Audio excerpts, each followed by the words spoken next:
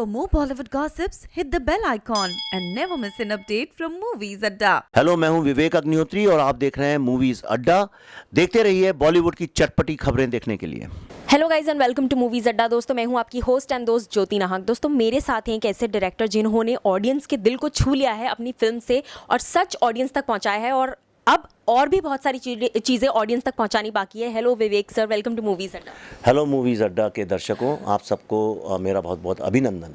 Sir film इतना superb response दे रही है, हर जगह पे फिल्म की तारीफ़ें ही हो रही है और सबसे बड़ी बात जो कि एक फिल्म मेकर के लिए बहुत प्राउड वाली बात होती है, वर्ड ऑफ माउथ के थ्रू ये फिल्म बहुत अच्छी जा रही है। तो क्या कहना चाहेंगे इस बारे में? जिसका कोई नहीं उसका ईश्वर होता है, और क्या बोल सकता हूँ। मेरे ख्याल से ये फिल्म ना तो मैंने कभी बनाने का सोचा था, ये होती गई, बनती गई। इसमें बहुत सारी रुकावटें भी आती रहीं, पर अपने आप रास्ते निकलते रहे और बड़े स्मूथली सब कुछ चलता रहा। शायद शास्त्री जी का आशीर्वाद है हम लोगों को। शायद हम लोगों ने, यंग लड़के आप देखिए बाहर बैठे हैं, ऐसे ऐसे दुबले पतले, खाना भी नहीं ढंग से खाते हैं, बिना किसी चीज़ के इतना सेक्रीफाइस करके हम लोग आरटीआई फाइल करते रहे। 4 साल लगे ही रहे, यानी 24 घंटे एक जुनून की तरह से। तो शायद जब आप सच की राह पे लड़ाई लड़ने और सच ढूंढने के लिए कुछ सेक्रीफाइस करते हैं, कोई ऐसी चीज़ बनाने की कोशिश करते हैं जिससे सोसाइटी को फ़ायदा हो, तो मेरे ख्याल से ईश्वर भी कोशिश करता है कि सब चीज़ें आपके फेवर में जाती जाएँ। तो हमारे पास देखिए मार्केटिंग का पैसा नहीं था, हमारे पास डिस्ट्रीब्यूशन मसल नहीं था। हमारी फिल्म 250 स्क्रीन में रिलीज़ हुई, जो कि कलंक के आते साथ कट के 110-115 स्क्रीन में रह गई। एग्जैक्ट फिगर होगा कहीं पर, पर उसके बावजूद 700 शो से कट के 150 शो पे आ गई। पर हर शो हाउसफुल है और इसका जो बिज़नेस है ये पहले से भी ज़्यादा है। इसके धीरे धीरे शोज़ बढ़ने लगे हैं। मैं अभी ये सबको अपील कर रहा हूँ। मैं एक्चुअली अभी मैंने लिखा है एक अपील ट्विटर पे भी, और मैं अभी सबसे अपील करता हूँ, आप लोग अगर अपने शहर में, अपने थिएटर में, अपने लोकेलिटी में अगर आपको लगता है कि फिल्म आप देखना चाहते हैं, तो आप अपने जो लोग देखना चाहते हैं उनका एक ग्रुप बनाइए, 25, 30, 40, 50 लोगों का, और जो भी वो थिएटर है उसके मैनेजर से जाके बात करिए, उनको राइटिंग में लिख के दीजिए कि हम ये फिल्म देखना चाहते हैं, आप चलाइए। भले ही आप 1 हफ्ते के लिए चलाएं, भले ही आप सिर्फ वीकेंड पे चलाएं, पर चलाइए ताकि जो लोग देखना चाहते हैं उन्हें देखने का मौका मिले। ऐसा तो नहीं है कि जो फिल्में 4000 थिएटर में रिलीज़ होती हैं और जिन पर हज़ारों रुपये मार्केटिंग में खर्च किया जाता है और ज़बरदस्ती आपके मुंह पे ठूंसा जाता है, सिर्फ वही फिल्में चलेंगी। वो भी चलें, ये भी चले, अवेंजर्स आ रही है वो भी चले, और शास्त्री जी की मृत्यु पे बनी ताशकंद फाइल्स ये भी चले। तो इसलिए आप ट्विटर पे हैं, फेसबुक पे हैं, इंस्टाग्राम में आप लिखिए और टैग करिए पीवीआर को, कार्निवल को, आइनॉक्स को, जितने मल्टीप्लेक्स चेन से उनको करिए।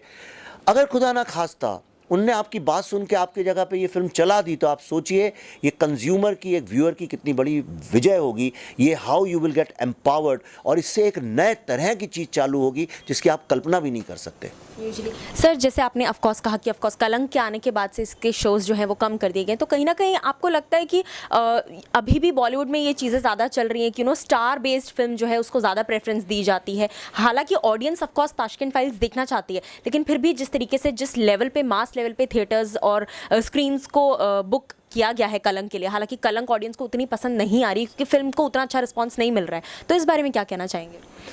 नहीं, मैं देखिए ऐसा है कि लोग फास्ट फूड भी खाते हैं और रेस्टोरेंट में जाके अच्छा खाना भी खाते हैं। घर का कंज्यूमर को हर चीज़ की चॉइस होनी चाहिए।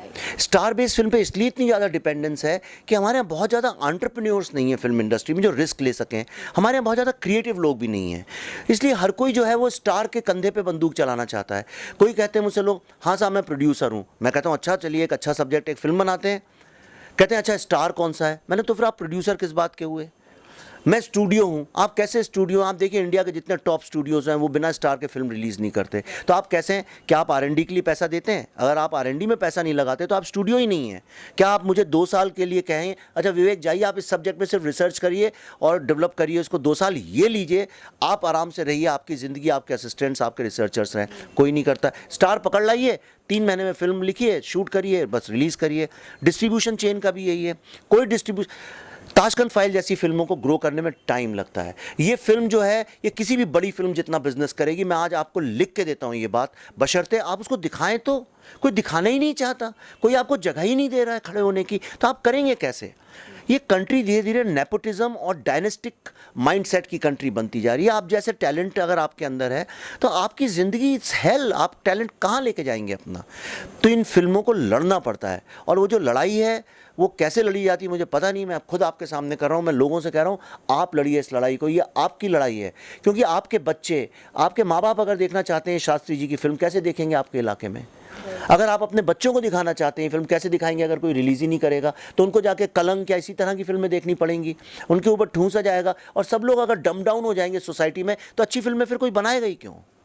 ऑल्सो सर, जैसे आपने अभी नेपोटिज्म की बात की, आपने एक रीसेंट इंटरव्यू में भी कहा था कि सलमान खान जो है वो जो भी त्यौहार आते हैं उसका एडवांटेज उठाते हैं, which is not a bad thing, ये भी आपने कहा साथ में।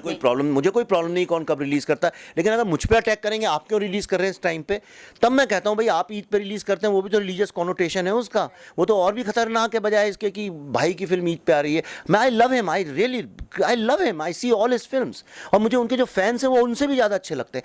लेकिन एक बात आइडियोलॉजी की, अगर बात एकेडमिक है तो अगर ये गलत है तो वो भी गलत है। आप पहले उसे क्वेश्चन करिए, वो ज़्यादा बड़े लोग हैं, वो राजा हैं हम रंक हैं, हमारी क्या बात है? जैसे बच्चन साहब ने कहा था एक बार, वो राजा हैं हम रंक हैं, हमारी क्या बात है? सर, तो अभी जैसे आपने कहा ऑफ कोर्स इस बार भी भारत ईद पर रिलीज होने वाली है, आपकी फिल्म जो है वो ऑफ कोर्स मिड वीक में कलंक आ गई तो उसकी वजह से एक ड्रॉप बैक आ गया, लेकिन फिर भी फिल्म अच्छी चल रही है। तो सर, भारत जिस तरीके से ऑफ कोर्स अभी ईद पर रिलीज होने वाली है, तो इस बारे में क्या कहना चाहिए?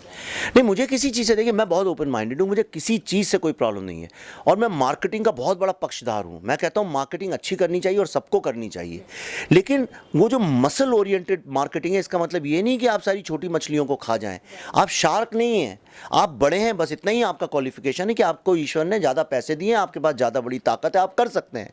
कुछ छोटे लोग, आप बताइए, आप मॉल में भी जाना पसंद करती हैं ना, और आप एक बुटीक में भी जाना पसंद करती हैं ना, करती हैं कि नहीं करती हैं? आप रोज़ तो जाके बड़े बड़े 5 स्टार होटल में खाना नहीं खा सकती हैं, कभी माँ के हाथ का भी खाना पड़ता है ना, उसकी भी इज्जत करनी चाहिए ना। आप घर में अगर आप अगर यानी एक आप शॉप में जाइए, वहाँ पे प्ले बॉय भी बिकती है और वहाँ पे गीता भी बिकती है, दोनों की अपनी अपनी ज़रूरत है। तो इसका मतलब थोड़ी प्ले बॉय ज़्यादा बिकती है तो आप गीता रखना बंद कर देंगे। तो आप ताशकंद फाइल्स देखें, आप जाके थिएटर वालों से बात करें और आप देखिए, ये एक बहुत बड़ा परिवर्तन आएगा। जी, तो सर लास्टली जाते जाते ऑडियंस के लिए एक बार फिर अपील कर दीजिए कि किस तरीके से वो जहाँ नहीं देख पा रहे हैं जो लोग, वो क्या उन्हें ऐसे सॉल्यूशंस निकालने चाहिए कि वो फिल्म देख पाएँ। एक तो सबसे पहले आप अपना फ़ोन उठाइए और ट्विटर पे, फेसबुक पे, इंस्टाग्राम पे, हर जगह पे लिखिए PVR, सिनेमैक्स, सबको टैग करिए, आइनॉक्स या जो आपके लोकल एरिया की जो मल्टीप्लेक्स चेन्स हों उनको टैग करिए और उनसे कहिए कि ये फिल्म हम देखना चाहते हैं, इसको दिखाइए। अपने दोस्तों से कहिए कि वो भी टैग करें और वो भी रीट्वीट करें, शेयर करें, ताकि उन लोग को ये समझ में आए कि डिमांड है। जब मल्टीप्लेक्सेस को ये समझ में आता है कि कुछ लोग कोई फिल्म देखना चाहते हैं, कोई मल्टीप्लेक्स चेन नहीं चाहती है कि डिसअपॉइंटेड व्यूअर्स हों, और आप इससे अपना आप कितने एम्पावर्ड हैं, आप में कितनी ताकत है, आपको ये समझ में आएगा और अपने माँ बाप को, अपने बच्चों को, अपने भाइयों को, दोस्तों को ये फिल्म ले जाकर दिखा सकते हैं, जैसा कि आप लोग मुझसे दिन रात डिमांड कर रहे हैं। Thank you so much sir, हमसे बात करने के लिए एंड इतनी अच्छी फिल्म बनाने के लिए और ऑडियंस को याद दिलाने के लिए कि राइट टू इन्फॉर्मेशन और राइट टू ट्रूथ हर किसी का हक होता है। सो प्लीज़ जाइए फिल्म और ज़रूर देखिए। And sir, thank you so much for talking to us. Thank you very much.